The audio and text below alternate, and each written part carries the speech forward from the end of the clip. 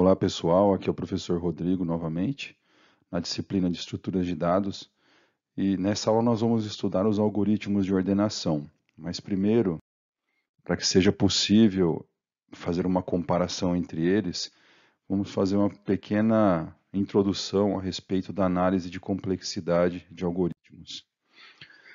Só para efeitos de conceituação mesmo, um algoritmo ele é considerado uma sequência ordenada e finita de operações bem definidas e eficazes, que quando executadas por um computador, sempre termina num determinado período de tempo, produzindo uma solução ou indicando que a solução não pode ser obtida.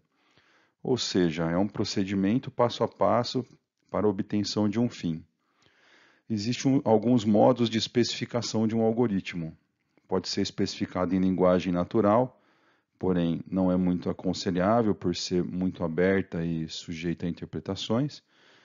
Melhor ainda, se ela for especificada em pseudocódigo, ou então o algoritmo pode ser instanciado numa linguagem de programação, gerando já o programa desejado. Os algoritmos eles podem ser comparados, e para que sejam comparados é necessário realizar uma análise dos algoritmos que você deseja comparar. A análise de algoritmo, ela considera o tempo de processamento em função dos dados de entrada. Também considera o espaço de memória total requerido para os dados, o comprimento total do código, a correta obtenção do resultado pretendido e a robustez do algoritmo, ou seja, como ele se comporta quando recebe entradas inválidas ou não previstas. A análise do algoritmo é uma medição de complexidade do algoritmo, ou seja, a quantidade de trabalho necessária para sua execução expressa em função das operações fundamentais, as quais variam de acordo com o algoritmo e em função do volume de dados.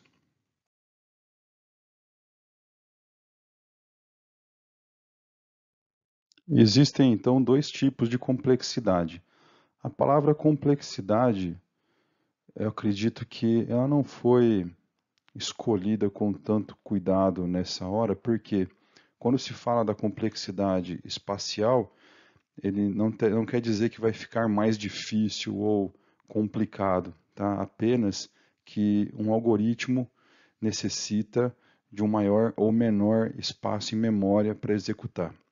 Assim como na complexidade temporal, que pode ser dividida em dois tipos, na complexidade temporal real, ou seja, medindo o tempo necessário para a execução de um algoritmo, ou então a complexidade temporal relativa, que define o número de instruções necessárias para a execução do algoritmo. Então, algumas medidas de análise são estabelecidas para a análise de algoritmos. Elas devem ser independentes de tecnologia, sendo elas hardware ou software. A área de computação definiu alguns modelos matemáticos simplificados, utilizando fatos relevantes na execução, como o tempo de execução. Ele é um fato relevante. Então, vai existir uma função que relaciona o tempo de execução com o tamanho da entrada. T igual a F de N. O conjunto de instruções a serem executadas e o custo associado à execução de cada operação. E o outro fator, que influencia na execução dos algoritmos é a ocupação do espaço em memória, que também pode ser contabilizado. Aqui nós temos um exemplo que compara 5 algoritmos que são supostamente criados para resolver o mesmo problema, porém os algoritmos são de complexidades diferentes. E para esse exemplo, nós vamos supor que uma operação leva 1 milissegundo para ser efetuada. A função tk de n é a complexidade, ou seja, o número de operações que o algoritmo efetua para n entradas. Então, aqui na tabela nós temos n sendo 16, 32 e 512, no algoritmo 1, que tem um custo computacional da ordem de n. O algoritmo demoraria até meio segundo para executar, no caso do n sendo 512. Depois nós temos o algoritmo 2, que ele é executado com a complexidade computacional de n log de n. No pior caso, ele poderia demorar até 9 segundos para ser executado. Depois teremos aqui o algoritmo 3, cujo custo computacional é expresso na função da ordem de n ao quadrado, que no pior caso demoraria até 4 minutos e 22 segundos para se executar. Temos também o algoritmo 4, cuja ordem de complexidade é de n ao cubo, poderia demorar até 1 dia e 13 horas para ser executado. E nós temos o algoritmo 5, que já é um caso absurdo, mas é uma complexidade computacional que existe em alguns algoritmos, cuja complexidade é 2 elevado a n. Então, nesse caso, demoraria 10 elevado a 137 séculos para ser executado. Tá?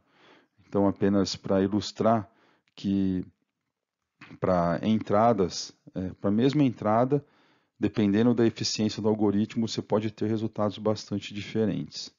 As entradas que nós vamos trabalhar mais frequentemente no curso são as ordens de complexidade n log de n e também n ao quadrado. São as mais presentes nos algoritmos de ordenação que nós vamos estudar.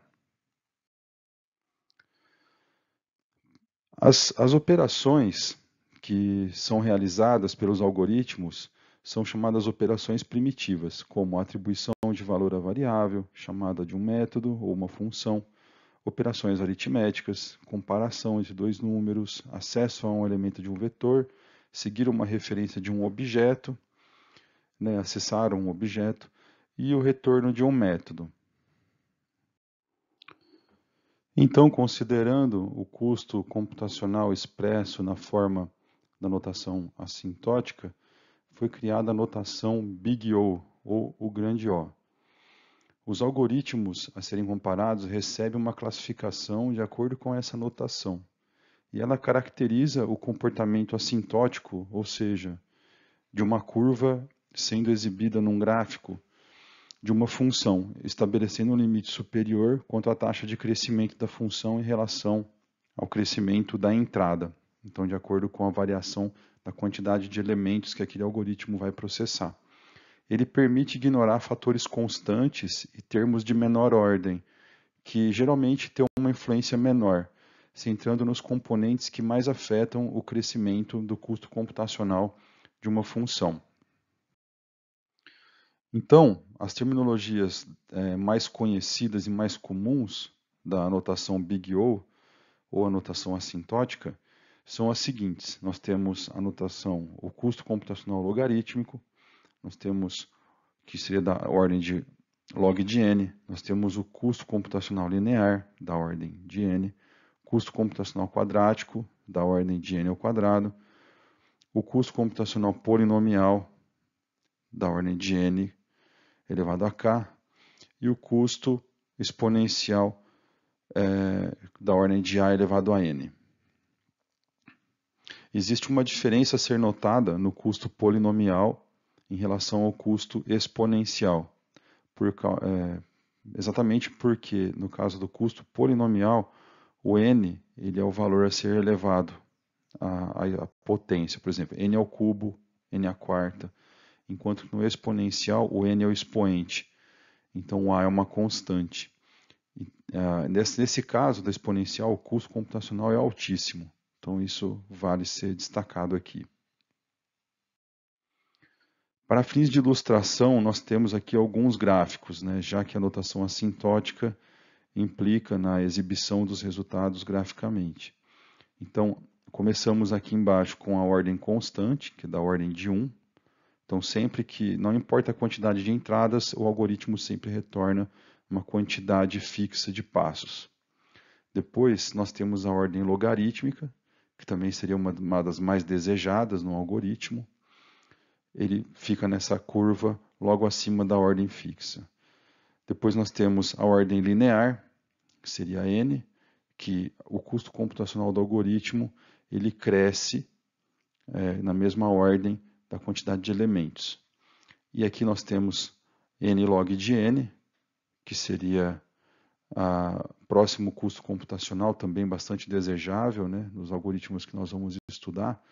Esse custo aqui é um dos melhores, possíveis para a ordenação de informações. Depois nós temos a função quadrática, notem a diferença, né, como ela cresce, da ordem aqui no caso de n ao quadrado. Depois a função exponencial, que também vai crescer muito rapidamente. Muito bem, pessoal. Tendo conhecido então os critérios de comparação, nós começamos a estudar os algoritmos de ordenação propriamente ditos. Mas antes, vamos abordar alguns conceitos básicos da área da ordenação.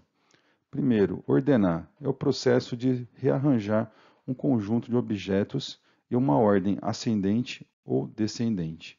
E a ordenação ela visa facilitar a recuperação posterior de itens do conjunto ordenado. Imagine a dificuldade de se utilizar um catálogo telefônico se os nomes das pessoas não estivessem listados em ordem alfabética. A maioria dos métodos de ordenação é baseada em comparação de elementos. Qualquer tipo de chave sobre o qual exista uma regra de ordenação bem definida pode ser utilizada.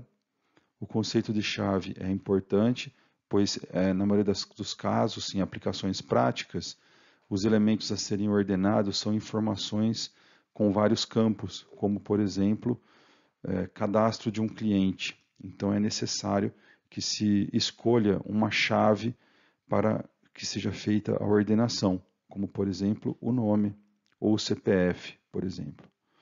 Um método de ordenação ele é dito ser estável se a ordem relativa dos itens com chaves iguais não se altera durante a ordenação. Na escolha de um algoritmo de ordenação interna, deve ser considerado o tempo gasto pela ordenação. Sendo n o número de registros no arquivo ou no vetor, as medidas de complexidade relevantes são, primeiro, o número de comparações entre as chaves, e segundo, o número de movimentações de itens do arquivo ou do vetor. Então, nós temos dois tipos de métodos. Nós temos os métodos simples e os métodos eficientes. Os métodos simples são adequados para pequenos arquivos ou vetores. Requerem n ao quadrado comparações, ou seja, são da ordem de n ao quadrado, e produzem programas pequenos e eventualmente simples. Os métodos eficientes são adequados para arquivos maiores, requerem n log de n comparações, ou seja, são da ordem de n log de n, e usam menos comparações e menos trocas. As comparações são mais complexas nos detalhes.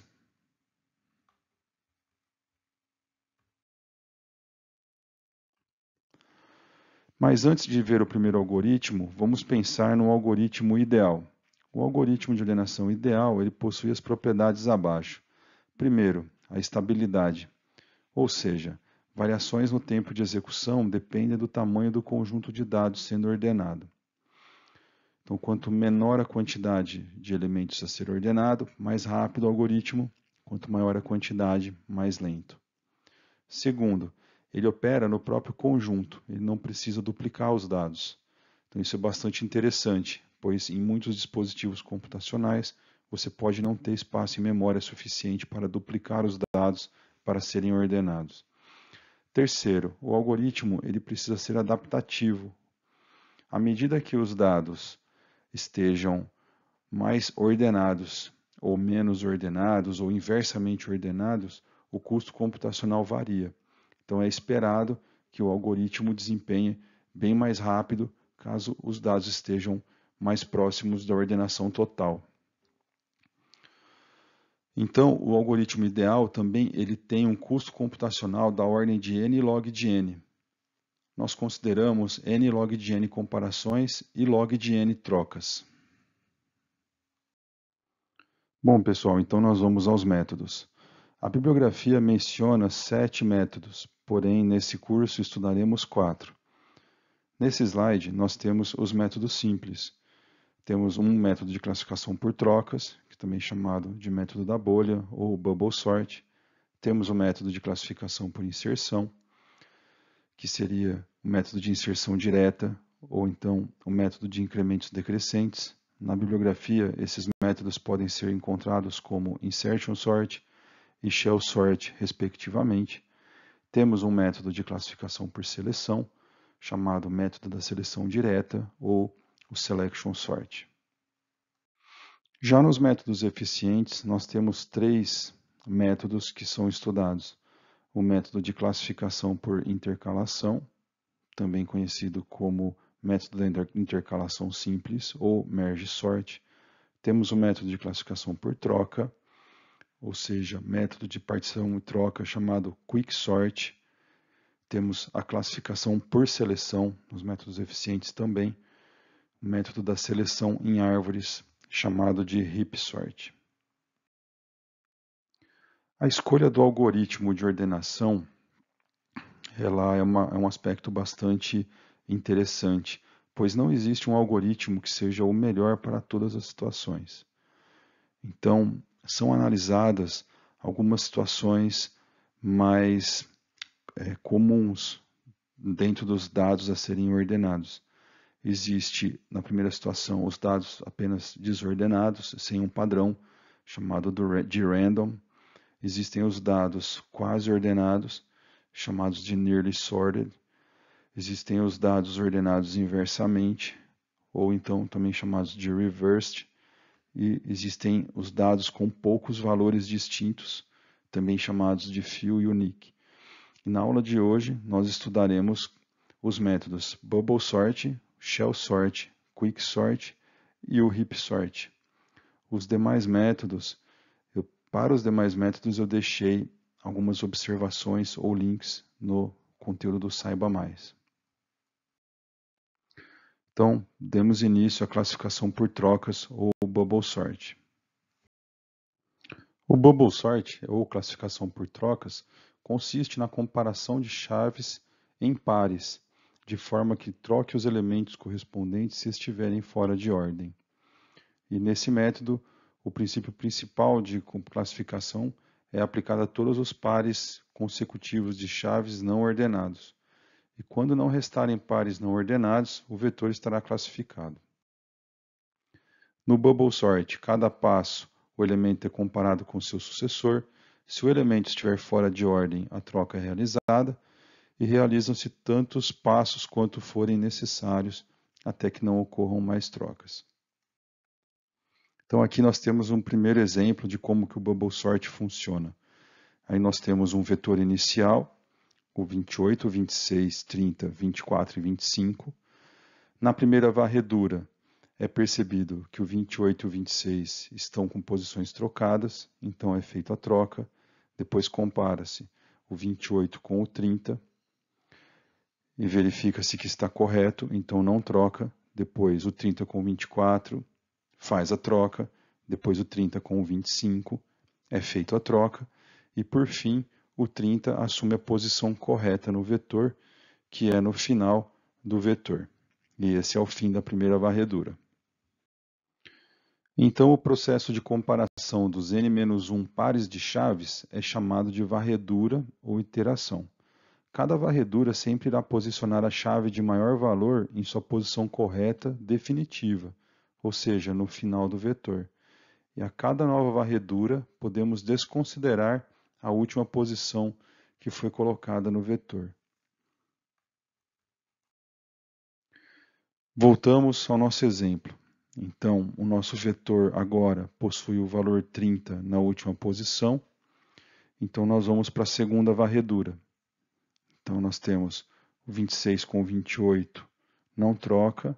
Depois, compara o 28 com o 24, é feita a troca. Depois, o 28 com o 25, é feita a troca.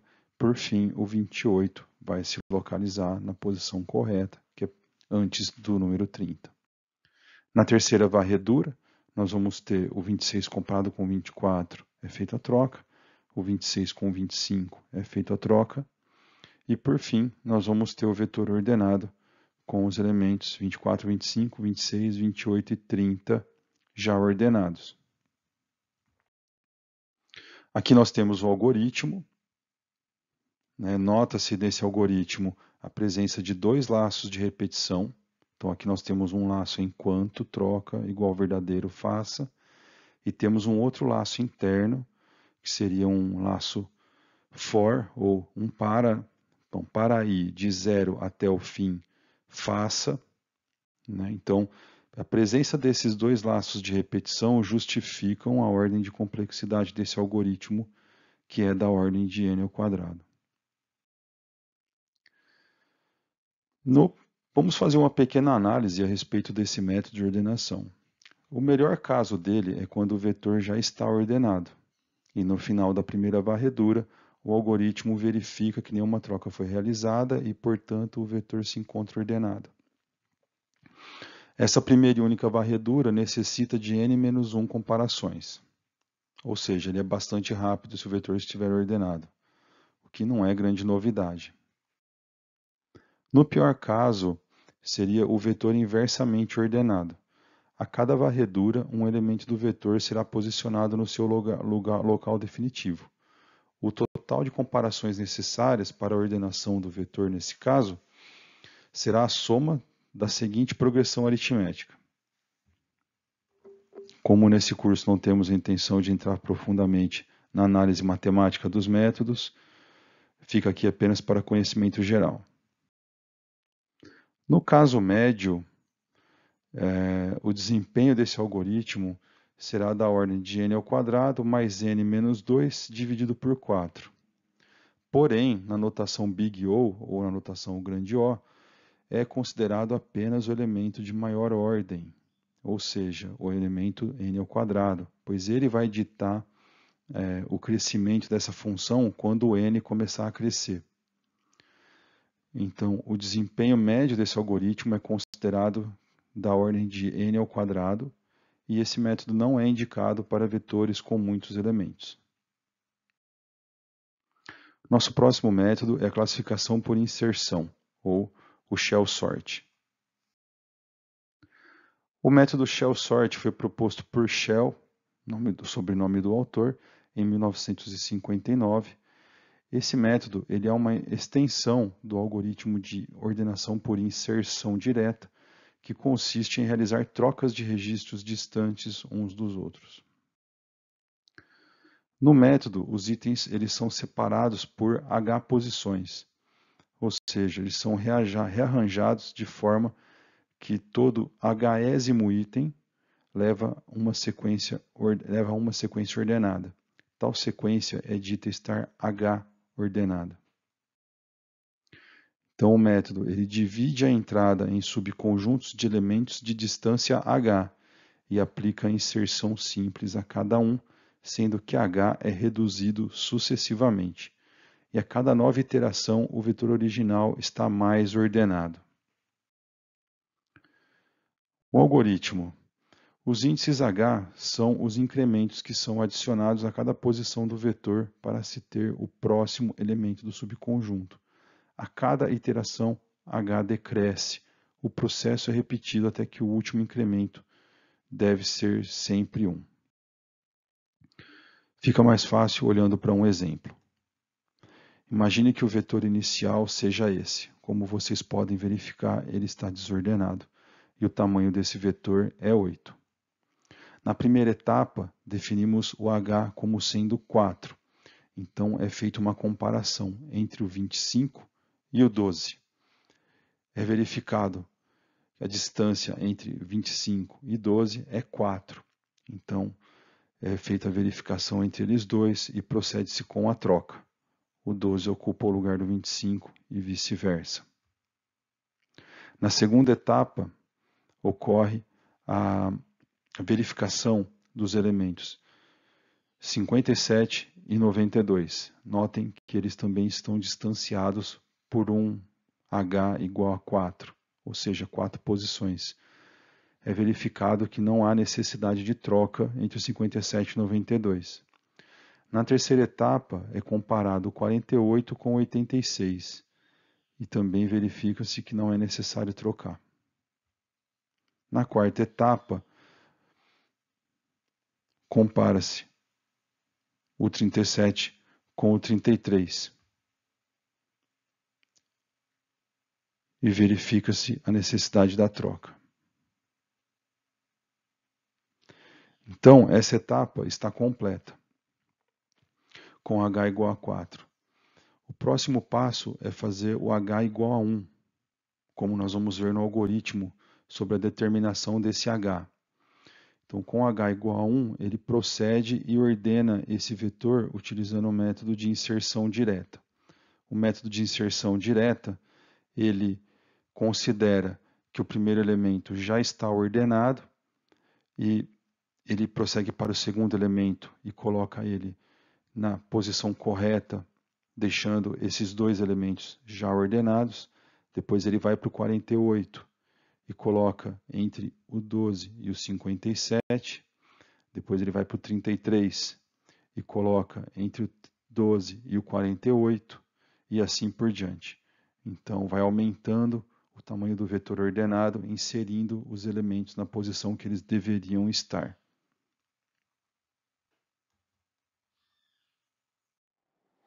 Agora, pessoal, segue o algoritmo do método de ordenação Shell Sort.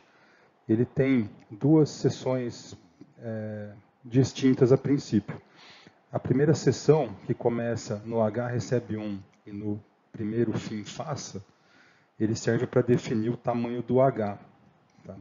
O H ele começa bem grande, mais ou menos metade do valor do próprio vetor, né, do tamanho do próprio vetor. Depois ele vai sendo diminuído sucessivamente pelo método de ordenação. Então, a definição do H começa aqui nesse início de código. Logo mais, nós temos dois laços. Nós temos o laço que ele diminui o H sucessivamente, né? Depois nós temos os laços de ordenação. Na verdade, são três. Então, tem o para i de H até N, para iterar dentro daquele H. E depois nós temos o enquanto para fazer as trocas dentro do método de ordenação, dentro daquele H, né? Para que seja ordenado, né, aquele conjunto de números estejam H ordenados. Tá? Aqui nós temos o código fonte para esse método de ordenação. Ele vai estar disponível para vocês no arquivo que vai ser disponibilizado junto com os slides. O Shell Sort ele é um pouco difícil de se analisar, por causa desse comportamento regressivo, né, e dessa ordenação dos elementos H espaçados. Então, matematicamente não fica muito claro, é um pouco complicado criar expressão matemática de custo computacional para esse algoritmo. Então, o que é uma coisa sabida, né, que os incrementos, ou seja, os Hs, não devem ser múltiplos do H anterior. O Shell Sort é um algoritmo muito bom para arquivos de tamanho moderado. Embora ele seja considerado um método simples, ele apresenta uma performance muito, muito boa comparado com os métodos mais avançados.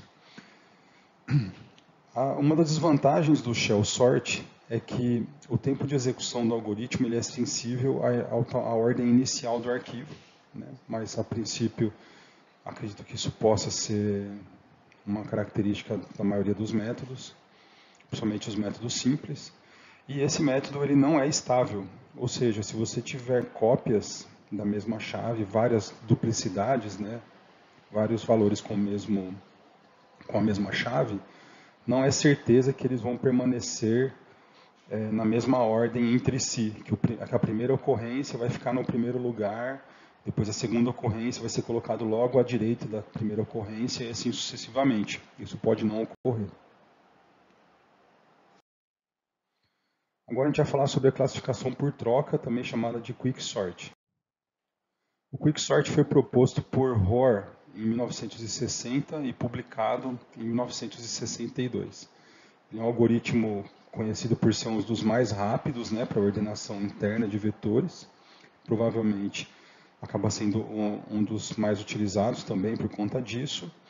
E a ideia básica é dividir o problema de ordenação em conjuntos com N itens e dividindo em dois problemas menores. Então ele vai dividindo o vetor recursivamente sempre em dois. E os problemas menores eles são ordenados independentemente. Finalmente, os resultados são combinados, produzindo uma solução final. O método seria o seguinte, né? Ele tem uma parte mais delicada do algoritmo que é chamado de partição. Tá? Então, é escolhido um elemento desse vetor. O método de escolha aí pode variar de programador para programador. O método de escolha do elemento que nós vamos adotar aqui na disciplina é pegar o primeiro elemento do vetor sendo ordenado.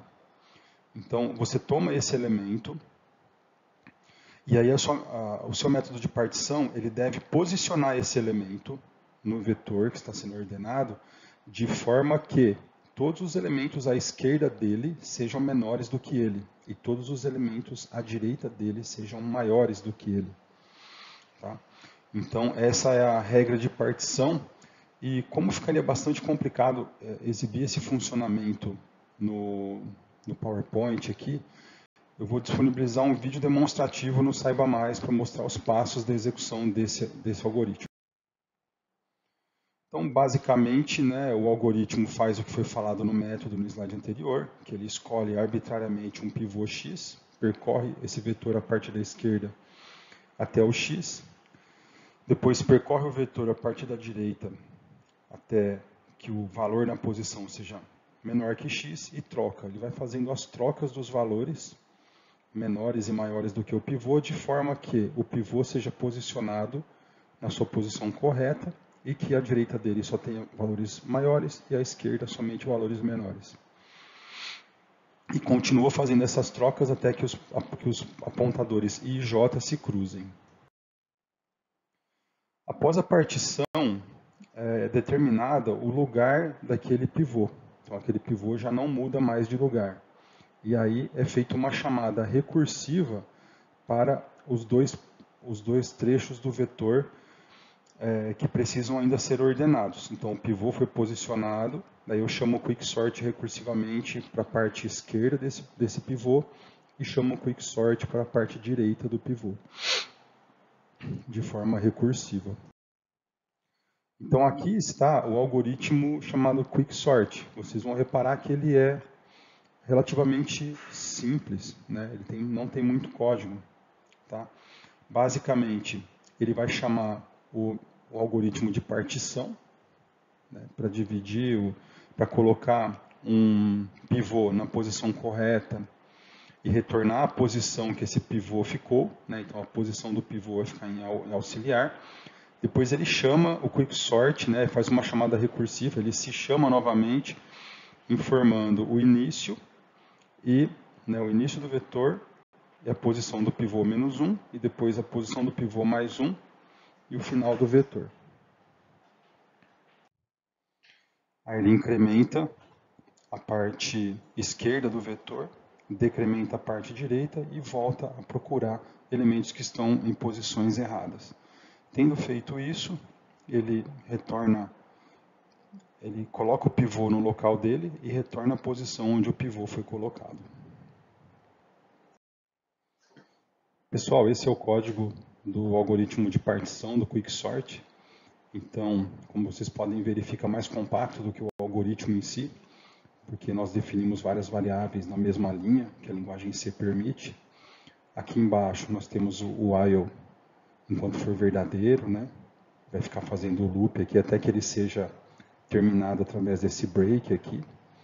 Nesse while, ele vai ficar procurando por elementos na primeira metade do vetor, até que encontre um elemento maior do que minha chave. Tá? A hora que ele encontrar um elemento maior que minha chave, ele para. Ele faz o contrário a partir do fim do vetor, desse pedaço de vetor, né, que ele estiver ordenando. Ele vai procurando um elemento que seja menor do que a chave do lado direito do vetor. Quando ele encontra, ele para. Tendo parado, eu verifico se as chaves se cruzaram. Se elas se cruzaram, termina a execução.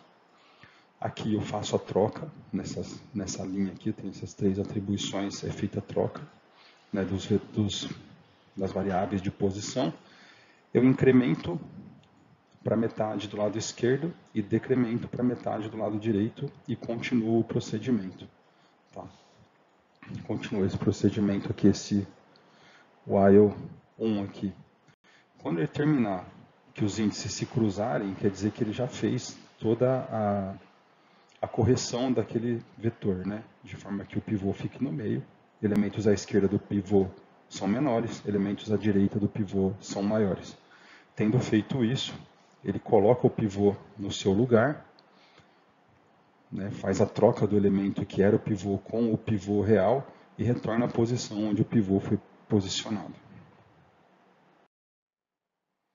E aqui o código do Quicksort é muito parecido com o algoritmo, né? Muito bem. O Quicksort ele é um algoritmo rápido, porém ele também tem um pior caso.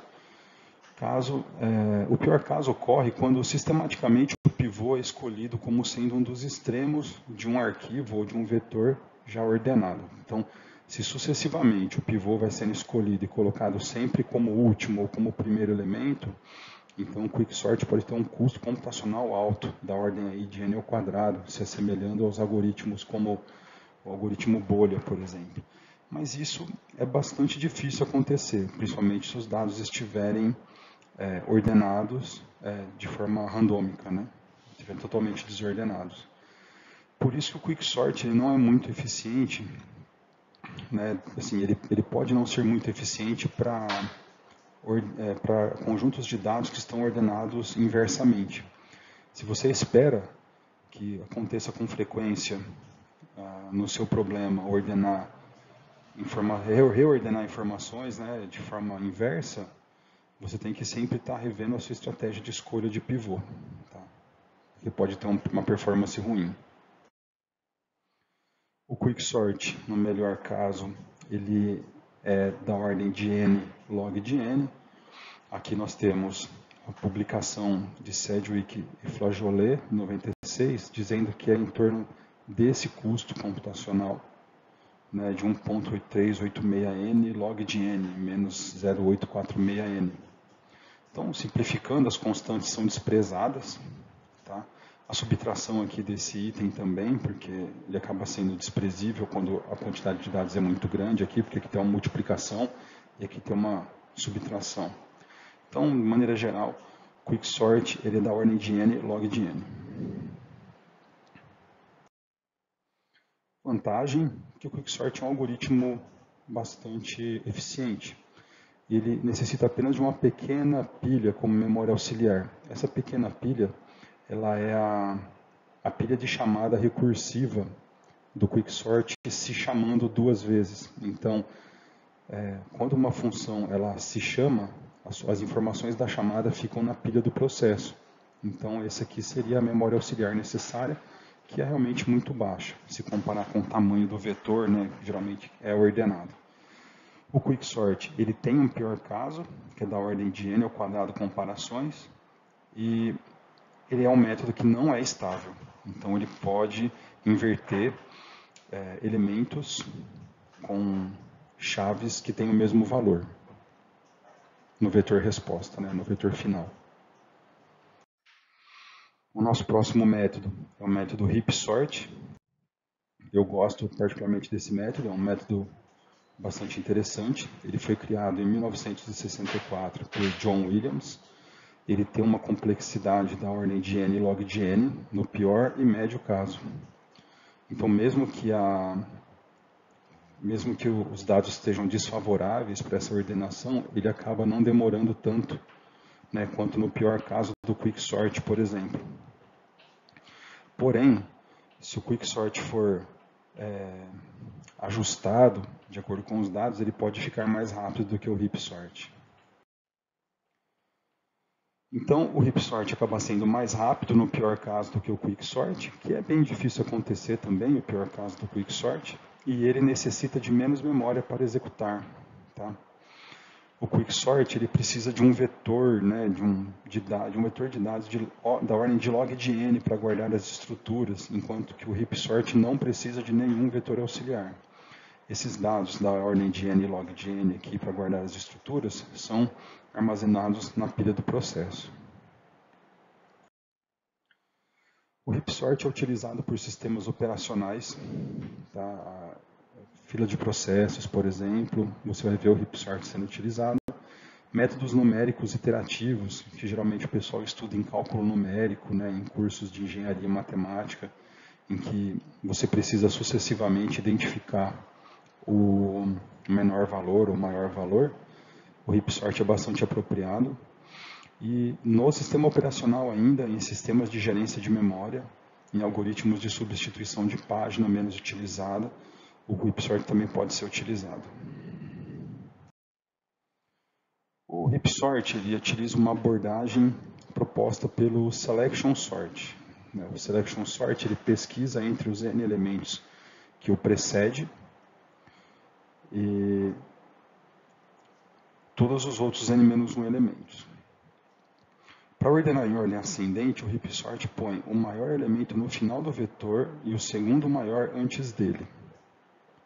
E o heap sort começa do final do vetor, pesquisando os maiores elementos, enquanto o selection sort começa do início do vetor, pesquisando os menores. Mas antes da gente entrar em detalhes da implementação, vale a pena destacar que o heap sort, para fazer a ordenação, ele utiliza uma estrutura de dados chamada heap. O heap é uma árvore binária com as seguintes propriedades. O valor de cada nó não é menor que os valores armazenados em cada filho. Tá? E ele produz uma árvore balanceada, o heap sort. As folhas no último nível estão nas posições mais à esquerda. E os elementos no heap não estão perfeitamente ordenados. Então o heap ele é um pouco diferente da árvore binária de busca. A árvore binária de busca é aquela árvore em que todos os nós à esquerda da raiz são menores do que a raiz e todos os nós à direita da raiz são maiores que a raiz. O heap não. Basta que o valor do nó pai seja maior que o valor dos nós filhos. Tanto faz se o esquerdo é maior que o direito ou vice-versa. Com isso, o maior elemento da heap vai estar sempre na raiz da árvore. E assim como os filhos da raiz vão ser maiores do que o segundo nível e o terceiro nível e sucessivamente. Exemplificando a estrutura de uma heap, nessa árvore nós podemos verificar que o número 82 ele é o maior número da árvore toda. Né? O 75 ele é o maior número da subárvore esquerda aqui. E assim sucessivamente. Então, esse aqui seria um exemplo de uma heap. Mas aí você pode estar imaginando, para que eu preciso de uma árvore se eu estou ordenando um vetor? Tá? Se você lembrar na aula de árvore, a gente tinha uma metodologia para numerar os nós de uma árvore. Aquela metodologia de numeração de nó de árvore pode ser utilizada para se armazenar os dados da árvore em um vetor. Tá? A gente está utilizando um vetor como um back-end para a árvore. Então, aqui nós temos um exemplo de um vetor desordenado, tá bom? E utilizando aquela numeração que foi passada sobre as árvores, onde o endereço do nó esquerdo é igual a 2 vezes o endereço do nó pai mais 1, e o endereço do nó direito é 2 vezes o endereço do nó pai mais 2, a gente consegue posicionar todos esses elementos desse vetor desordenado na heap. Porém, vocês vão perceber que essa heap ela não vai estar seguindo como é que eu vou dizer, a restrição de heap propriamente dita, né? Você vai reparar que o 36 ele é menor do que o 87. Então aqui nós estamos com uma heap inválida, né? Ela não tá seguindo aquela premissa de que todo elemento, todo nó, ele está organizado de forma que seus filhos são menores do que ele, né? Então aqui ocorre uma quebra dessa premissa. Então, por que utilizar uma heap? Por que existiria o heap sort, né? Então, como vocês puderam verificar, ela consegue, né, a heap consegue retornar de maneira instantânea qual é o maior elemento do vetor. Ela consegue determinar isso instantaneamente. Uma outra característica bem interessante da heap é que se o topo da heap for removido, ela consegue reconstituir a heap muito rapidamente. Então, colocar o próximo maior elemento da heap no topo da heap é muito rápido. Então isso torna o heap uma estrutura de dados bem interessante para se fazer ordenação de dados. Então no heap sort, o método vai ser, dado um vetor V de n elementos, transformar o vetor em um heap. Isso é o passo número 1. Depois, você pega o elemento da posição 0, que é o maior elemento, e troca com o elemento da última posição. Você coloca ele no final. E você repete o processo com um vetor formado pelos elementos de V0 a Vn-1. Ou seja, você executa a descoberta do maior elemento, coloca ele no final. Aí sobra menos elementos. E você executa isso de novo, coloca depois na segunda última posição. E faz isso repetidamente até que você tenha um heap de apenas um elemento e finalize o algoritmo com o vetor ordenado. Então, o primeiro passo seria transformar o vetor em um heap.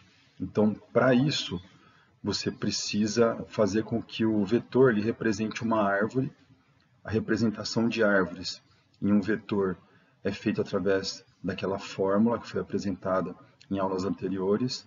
Então, a raiz vai estar na posição 0, primeiro elemento. O pai de um índice qualquer f é f dividido por 2, divisão inteira. O filho esquerdo de qualquer elemento é 2 vezes o índice daquele elemento mais 1, e o filho direito é 2 vezes o índice daquele elemento mais 2. Então, com essas regras, você consegue criar uma árvore na representação, através do armazenamento em um vetor. Então, se as propriedades de um heap são que o valor de cada nó não é menor do que o valor dos filhos, tá? Então você tem que manter essa propriedade. O valor de um certo índice ele é maior ou igual do que o valor de 2p mais 1, que seria o filho da esquerda, e o valor daquele mesmo índice é maior que o valor do filho à direita. Então, transformar um array, um vetor, em um heap, basta reposicionar as chaves utilizando a propriedade acima. Então você precisa simplesmente colocar os elementos na posição adequada para que aquele vetor também possa ser considerado uma heap, segundo essas regras de numeração do índice. Então aqui nós temos o algoritmo heap sort, tá? Ele tem a primeira fase do algoritmo, na verdade é o código já pronto. Ele faz um for no índice começando em tamanho dividido por 2, ou seja, da metade do vetor, enquanto o índice for positivo, e vai descendo para chegar até no elemento 0. Tá? Então ele vai construindo a heap da metade do vetor para baixo. Ele chama repetidamente o constrói heap, que eu vou mostrar logo a seguir. Depois que a heap está construída, e essa é a operação mais pesada da ordenação, é fazer essa heap, tá? Então, ele armazena numa variável chamada troca o primeiro elemento, que é o maior.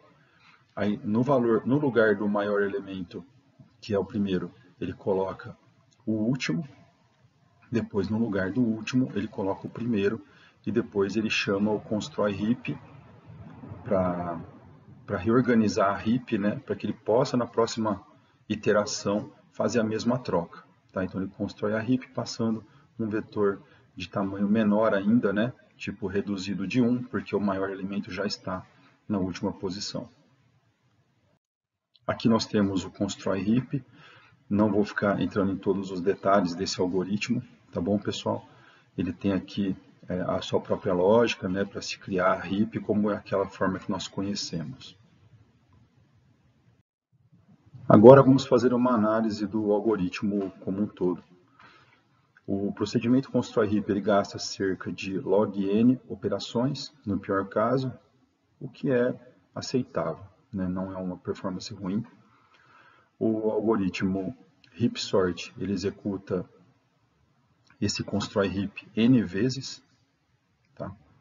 Depois nós temos o loop interno, que também executa-se n vezes o constrói heap. Então, ele executa o constrói heap n vezes antes de começar a ordenar, e depois, dentro de cada passo da ordenação, ele chama o constrói heap de novo. Então seria 2n log de n. Só que o constrói heap, ele tem um tempo de execução bem agressivo, assim, ele é bem rápido quando a heap está praticamente pronta. Então, o trabalho maior é nas primeiras n execuções do constrói heap. É aqui que você pode perder um pouco mais de tempo. Nas próximas, ocorre apenas uma reorganização bem rápida da heap, porque ela perdeu apenas um elemento. Então, as n execuções seguintes não são tão custosas quanto as n execuções primeiras da heap, né, do constrói heap. Então, podemos assumir, né, que o 2n ou 1,5n log de n é n log de n. Tá? Então, em termos de complexidade computacional, então esse seria o custo computacional do heap sort.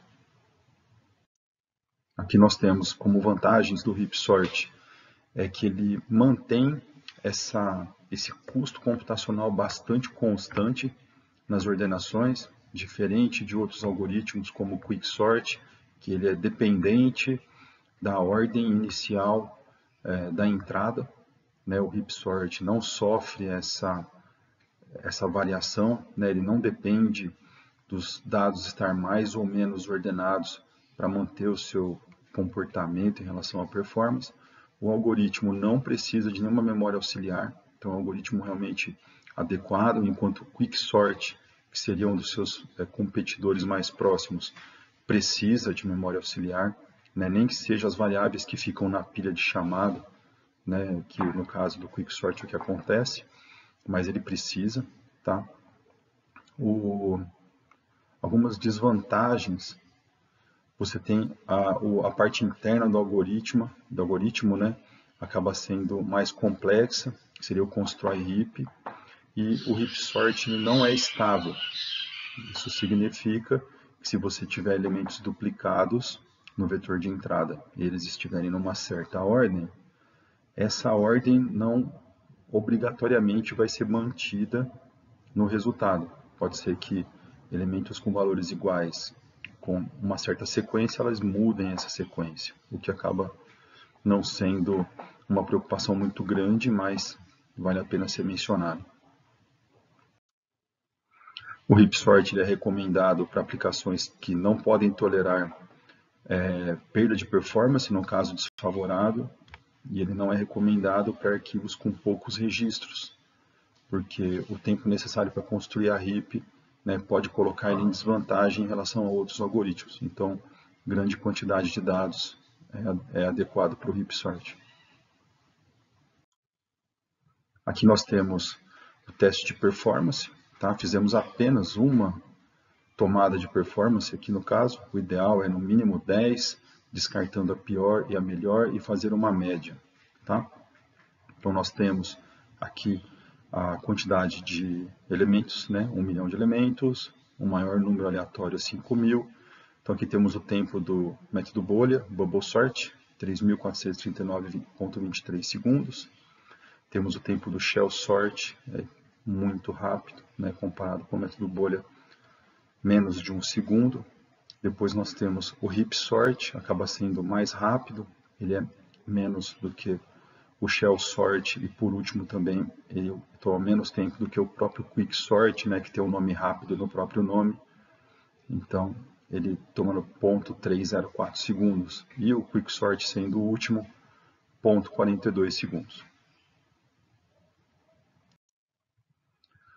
O código para realizar esses testes você pode obter no material de aula, ele se chama sorting.cpp.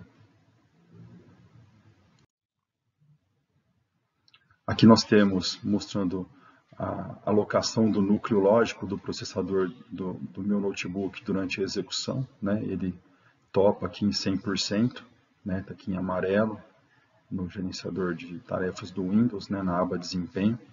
Então você pode ver que ele é bastante intenso, né? Todos eles ocupam bastante processador para fazer a ordenação. Muito bem, pessoal. Então, os métodos de ordenação eles são amplamente conhecidos e utilizados para se manter os dados ordenados. Os métodos que a gente não abordou nessa aula foram o insertion sort, o selection sort e o merge sort. Tá? Não houve tempo, né? A aula já ficou extremamente longa sem esses métodos, mas eles acabam sendo menos representativos, né, em relação a aqueles que foram escolhidos, né? O insertion e o selection são métodos lentos. O merge sort é um método rápido, tá? Mas ele não apresenta grandes melhorias ou grandes vantagens em relação ao heap sort e o quick sort.